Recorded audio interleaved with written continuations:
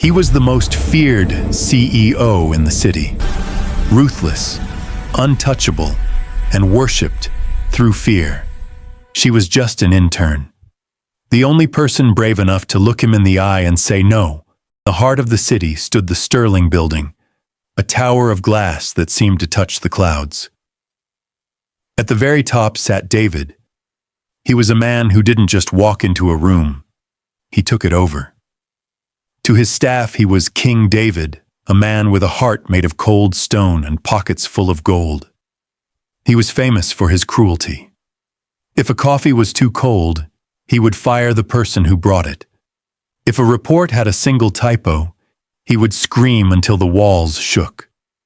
The rule at Sterling Corp was simple: never look David in the eye. When he walked down the hall, employees ducked into bathrooms or stared intensely at their shoes. To David, this silence was respect. He loved the fear. He believed that being a beast was the only way to stay on top. He had spent his childhood being poor and invisible, watching his mother die because they couldn't afford a doctor. He promised himself he would never be weak again. To him, kindness was a weakness, and he had deleted it from his life.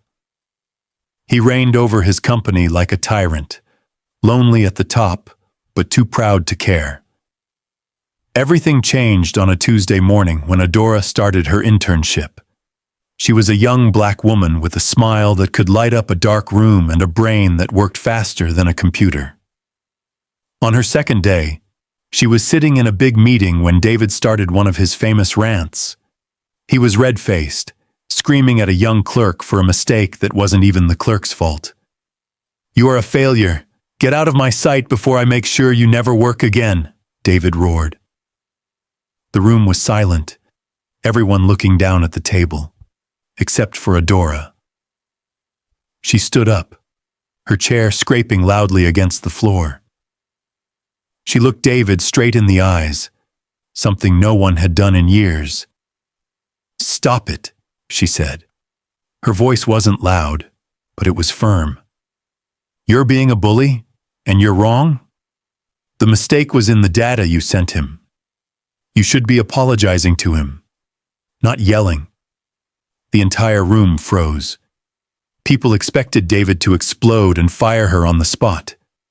He stared at her, stunned by her audacity. No one had ever dared to call him wrong. He tried to tower over her, using his height to scare her, but Adora didn't move an inch. She didn't blink. She just waited for him to act like an adult. David didn't fire her. Not yet. He wanted to break her first. He began a game of psychological war. He gave Adora the heaviest tasks he could find. He ordered her to organize years of messy files and stay until midnight, thinking she would eventually cry or beg for mercy. But Adora was made of something stronger. When he gave her a task that was clearly just meant to waste her time, she simply said, "No, that's a waste of my skills. I'll do the marketing report because it actually matters, but I'm not cleaning your storage room." Whenever he shouted at other employees, Adora was there like a shield. She would shout back at him, defending people who were too scared to speak for themselves. "Why are you so angry all the time?" she asked him one day in front of everyone. "Does it make you feel powerful to make people cry?" David was losing his mind. He couldn't understand her. Most people who were poor or needed a job were easy to control. He decided he needed to find out her secret. He called his private investigator. "Find out who she really is," David hissed. "Nobody is this brave without a powerful person backing them up. Find out who is paying her to disrespect me." A few days later, a folder landed on David's desk. He opened it eagerly, expecting to find that Adora was the daughter of a rival billionaire or a spy. Instead, his heart sank. The file showed that Adora lived in a tiny, broken-down apartment. It showed photos of her father, Samuel, who was very sick and needed constant care. It showed that Adora worked at a diner until 2 a.m. after leaving the office just to pay for his medicine. She wasn't rich. She wasn't a spy. She was struggling just to survive. As David looked at the photos of the cheap medicine bottles and the small, cramped rooms, a memory he had tried to kill came rushing back. He saw his own mother's face. He remembered the smell of the damp walls in the apartment where he grew up. He realized that Adora was living the same nightmare he had lived. But while that nightmare had turned him into a monster who hated the world, it had turned Adora into a warrior who wanted to protect others. She was passing through the fire and coming out as gold, while he had just turned into ash. When David looked at the file on his desk, he didn't see an intern. He saw a ghost. The photos of Adora's father in a cramped apartment mirrored his own childhood so perfectly it made his chest ache. He remembered his mother's cough, the cold radiators, and the way the world looked at him like he was invisible. He had become a beast to survive the memory of that boy. He called Adora into his office, intending to show her mercy, but his pride got in the way. "I know why you're so aggressive," he said, tossing the file toward her. "You're desperate. You think if you act big, the world won't notice how little you have." Adora didn't flinch at the invasion of her privacy. She walked to his desk, picked up the file, and threw it in the trash. She leaned over his desk, forcing him to look at her. "I act big because I am big," she whispered. "You have all the money in the world, David, but you're still that scared little boy hiding in a suit. You hate me because I remind you that you didn't have to become a monster to survive." David stood up, his face inches from hers. The air between them crackled with a strange electricity, half anger, half recognition. For the first time, the power struggle wasn't just about work, it was about who they were. David began staying late not to work, but to watch her. He assigned her a project that required them to work side by side in his private office. It was a battle of wills. He would bark an order. She would suggest a better way. He would criticize her tone. She would critique his logic. One night, around 11 p.m., the silence of the office was broken by the sound of Adora's stomach growling. David, without a word, ordered the most expensive steak dinner from a nearby restaurant. When it arrived, Adora refused to eat. "I don't take bribes from bullies," she said, staring at a spreadsheet. "It's not a bribe, Adora. It's fuel." "You're no use to me if you faint," David snapped. Then, his voice softened, just a fraction. "My mother used to skip meals so I could eat. I hated it then, and I hate seeing it now." Adora paused, her fingers hovering over the keyboard. She looked at him, really looked at him, and saw the cracks in his armor. She sat down and began to eat. That night, they didn't talk about business. They talked about the hunger that never truly leaves you, even when you're rich. As the weeks passed, the office noticed a shift. David was still strict, but the king was starting to listen. The power struggle continued, but it felt more like a dance than a war. Adora began to see that David's rudeness was a shield he used to keep people from getting close enough to hurt him. She started bringing him small things, a specific herbal tea for his stress, or a book she thought he'd like. David, in return, began to use his power in secret. He found out Adora's father loved old jazz records and ensured a random delivery arrived at their apartment. One afternoon, David found Adora crying in the break room. Her father had a bad night. The beast didn't know how to comfort someone, but he did something he had never done. He closed the door and simply sat next to her. He didn't offer money or a solution. He just offered his presence. As she leaned her head on his shoulder for a brief second, David felt a spark of something he hadn't felt in decades, a reason to be soft. The struggle for power took a dark turn when David's estranged brother, Julian, arrived at the office. Julian was everything David wasn't: charming, lazy, and cruel in a quiet way. He represented the old David, the one who cared only about the family name and the bottom line. Julian immediately targeted Adora, making a racist comment about her place in the company during a board meeting. The room went cold. Before Adora could even open her mouth to defend herself, David was on his feet. He didn't shout. He didn't roar. He spoke with a quiet, icy rage that was far more terrifying. "If you ever speak to her, or anyone in this building, like that again, I will strip you of your shares and leave you with the nothingness we came from," David said. Julian laughed, looking at Adora. "I see. The king has a weakness. You've traded your crown for an intern." David looked at Adora, then back at his brother. "She's not my weakness, Julian. She's the only reason I remember I have a heart." David drove her personally to a part of the city the GPS seemed to have forgotten. They stopped before a narrow, crumbling brownstone that stood like a rotted tooth between two vacant lots. It was the only building on the block David hadn't demolished. Inside, the air was thick with the scent of old wood and the heavy, metallic smell of poverty. David led her to a small bedroom where the wallpaper was peeling in long, jaundiced strips. "I bought this entire neighborhood just to make sure no one ever touched this room," David said, his voice echoing with a haunting hollowness. He pointed to a rusted iron bed frame. "I spent 10 years watching my mother fade away in that bed.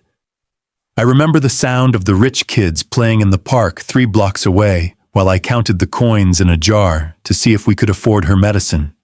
I promised her, the night she died, that I would become so powerful that no one would ever look down on me again. I built Sterling Corp to be a fortress where no one could hurt me." Adora walked to the window, touching the cold glass. She saw the reflection of the billionaire, a man in a 3-piece suit that cost more than this house. But she saw the terrified, hungry boy beneath the fabric. "You didn't build a kingdom, David. You built a tomb," she said, turning to face him. Her voice was a soft blade, cutting through his defense. "You think your pain gives you a license to be a monster. But look at me. I am living your past right now. My father is fighting for every breath, and I am the one counting coins. Yet I don't use my grief as a reason to crush people. I use it as a reason to lift them. You survived, David, but you forgot how to live." The tension between them reached a boiling point when David decided to fix Adora's life without her permission. He used his influence to have her father moved to a private, top-tier medical suite with 24-hour nursing and experimental treatments. He expected her to come to his office in tears of gratitude. Instead, she burst through his double doors like a hurricane, slamming the medical transfer papers onto his mahogany desk so hard his coffee splashed. "How dare you!" she hissed, her eyes flashing with a dangerous light. "How dare you move my father like he's a piece of furniture you just bought?" David stood up, his towering frame casting a long shadow over her. "I am saving his life, Adora. He was in a ward that smelled of bleach and death. I gave him the best doctors in the world. Why are you fighting me on this?" "Because you didn't do it for him. You did it to put a leash on me," she roared back, refusing to back down even an inch. "You want me to be like Marcus or the others, indebted to you, silenced by your generosity. You want to own the only person who calls you out on your nonsense. Well, you can't buy my silence, and you can't buy my father's dignity. Move him back to the ward by tonight, or I walk out of this building and you never see me again. I'd rather lose his medicine than lose my soul to a man who thinks everything has a price tag." David was speechless. For the first time in his life, he realized that his greatest weapon, his wealth, was completely useless against her.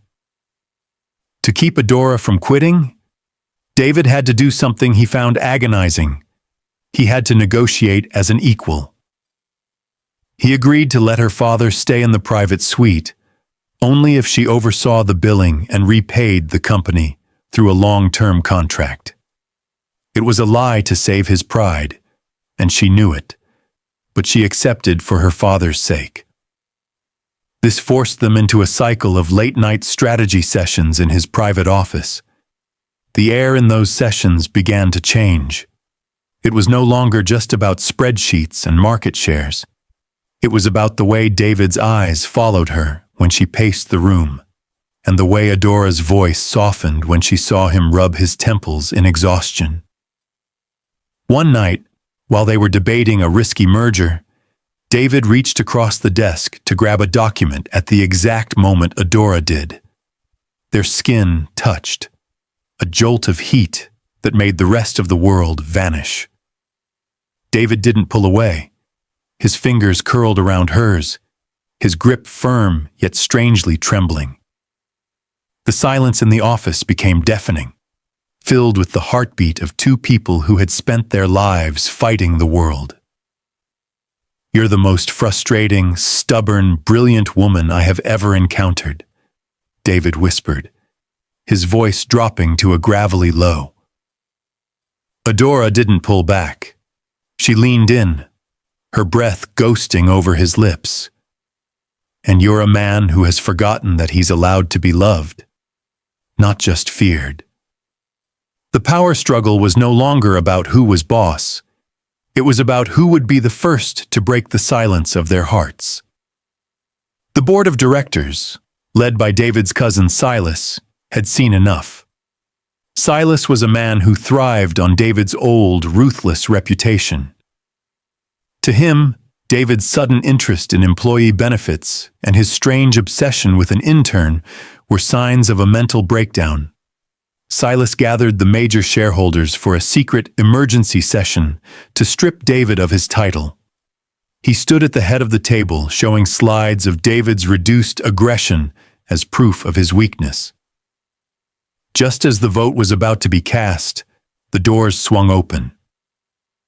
Adora walked in, followed by a team of junior analysts she had trained in secret. She didn't wait for an invitation. She took the floor and delivered a presentation that was nothing short of a masterpiece. She showed that under David's new leadership, employee productivity had risen by 40%, and the company's brand image had shifted from corporate predator to market leader with a conscience. She didn't just defend the company. She defended David's character. She looked Silas in the eye and said, "You think strength is found in how many people you can make tremble, but true strength is found in how many people are willing to stand up for you when you're not in the room. This board doesn't need a tyrant. It needs a visionary. And David is finally becoming one." David sat at the end of the table, watching her with an intensity that borderlined on worship. She had saved his empire, not with fear, but with the very brilliance he had tried to suppress. After the board members scurried away like rats, defeated by Adora's data, the two were left alone in the massive, darkened boardroom. The city lights flickered through the floor-to-ceiling windows, casting blue and silver light over them. David poured 2 fingers of expensive scotch, but his hand was shaking. "I spent 20 years making sure no one could ever take this company from me," David said, his voice raw. "And yet I sat there like a child while you did the fighting for me. Why, Adora, after everything I've done to you? Why save me?" Adora walked over to him, taking the glass from his hand and setting it on the table. She stepped into his personal space, her hand resting on his chest. right over his racing heart. Because I saw the man you were hiding. I didn't save the king, David. I saved the man who bought jazz records for my father. I saved the man who still keeps his mother's room exactly the way it was because he's too loyal to let go. David looked down at her, the mask of the CEO finally shattering into 1,000 pieces. He pulled her into his arms, burying his face in her neck. It wasn't a kiss of triumph, but a sob of relief. He realized that for the first time in his life, he didn't have to be the strongest person in the room. He had found someone who could carry the weight with him. David's first meeting with Adora's father, Samuel, was a disaster in the making. David showed up in a chauffeured car with a box of Cuban cigars and a bottle of wine that cost more than the apartment. Adora met him at the door and made him leave the gifts on the porch. He doesn't want your status, David. He wants to know if you're going to break his daughter's heart, she warned. The dinner was quiet and uncomfortable. Samuel sat in his wheelchair, his eyes sharp and observant, watching David struggle to eat a simple home-cooked meal. David, who was used to commanding thousands, found himself stuttering over small talk. He felt like a fraud in the presence of Samuel's quiet dignity.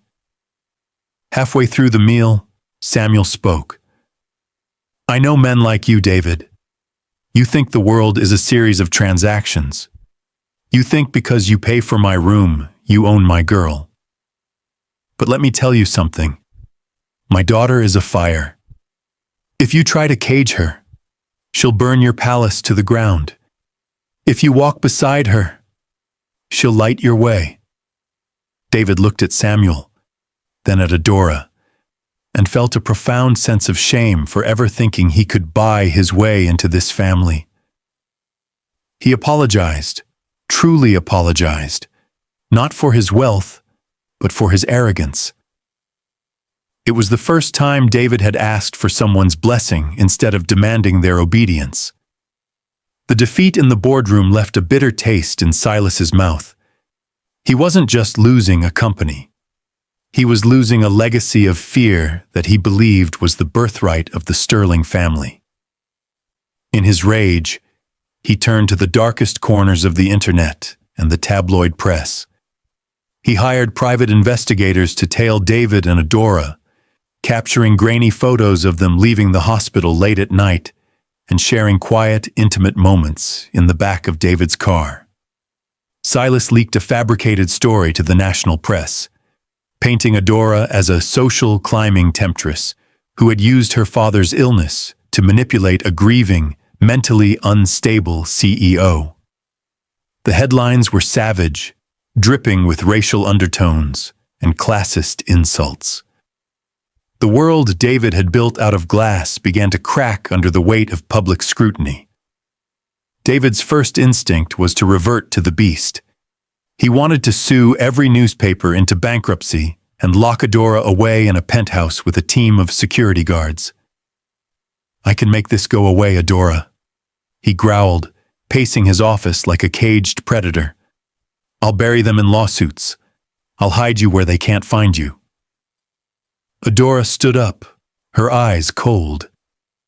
Hide me. You think the solution to a lie is to make me disappear? That's not protection, David. That's shame.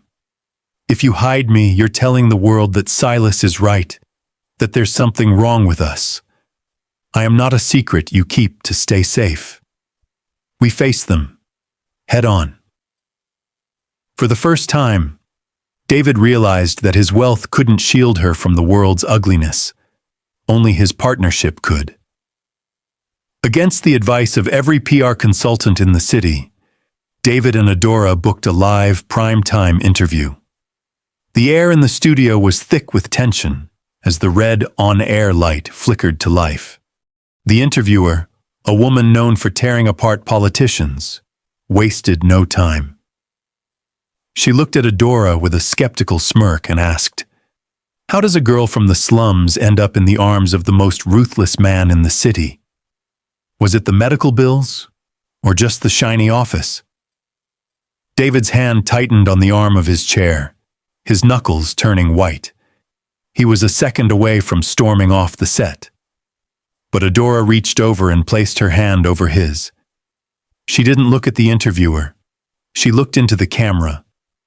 "I didn't fall for a CEO," Adora said, her voice steady and resonant.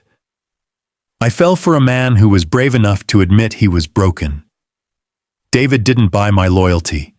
He earned my respect by learning to be human again. And as for my place is wherever I choose to stand. If you think a woman's worth is defined by her bank account, then you're as lost as David was before we met." David looked at her, and then he looked at the camera. He didn't use his king voice. He spoke with a quiet, devastating honesty. "I spent my life making people afraid so I wouldn't have to be. Adora is the only person who wasn't impressed by my money or scared of my shadow. She's not an intern. She's the conscience of this company, and she's the woman I love." The ratings skyrocketed, and for the first time in history, King David was seen not as a tyrant, but as a man who had finally found his soul. Just as the public tide began to turn in their favor, the phone call they both dreaded arrived. Adora's father had taken a sharp turn for the worse. The experimental treatments could no longer hold back the inevitable. Adora collapsed in the hospital hallway, the weight of being the strong one finally breaking her. David didn't try to fix it with a checkbook. He didn't call specialists or demand miracles. He did something far more difficult for a man like him. He became a servant. He sat in the uncomfortable hospital chair for 72 hours straight. He brought Adora tea she didn't drink and food she didn't eat. He held her hair back when she cried, and sat in silence when she was too numb to speak. When Samuel passed away in the quiet hours of the morning, he died with his hand in Adora's and David standing at the foot of the bed. In those final moments, David didn't see a mechanic from the slums. He saw a man who had succeeded where David's own father had failed, a man who had raised a child to be brave, kind, and whole. David realized that Samuel was the true king, and he vowed at that bedside to spend the rest of his life being worthy of the daughter Samuel had left behind. In the weeks following the funeral, the rival firms that Silas had conspired with launched a massive, hostile takeover attempt on Sterling Corp. They thought David was weak, distracted by grief and the scandal. They moved to devalue the stock and buy out the board members, but they hadn't reckoned with the new David. He returned to the office not as a beast, but as a general. He worked side by side with Adora, their desks pushed together in a shared war room. The power struggle between them had evolved into a seamless partnership. He provided the tactical brilliance. She provided the ethical compass. When Silas tried to walk into the office to gloat, David didn't shout. He didn't even stand up. He simply handed Silas a folder. "I've spent the last week buying up your personal debts, Silas. Every loan, every mortgage, every offshore account you thought was hidden. I own you now. You're fired. Get out of my building before I have security throw you into the street you think you're so much better than." Silas left in silence, and for the first time, the king felt no joy in the destruction of an enemy, only the relief of protecting his family. The company underwent a total transformation. It was no longer a cold fortress of glass. It was a beacon of change. David and Adora officially rebranded the firm as Sterling Adora Global. They diverted 30% of their personal profits into a foundation that built state-of-the-art medical clinics in underserved neighborhoods, starting with the one where Adora grew up and the one where David had lost his mother. The power struggle continued, but it was playful now. They argued over which architects to hire for the new schools and which startups to invest in. David was still proud, and he still had a temper, but Adora was always there to pull him back from the edge.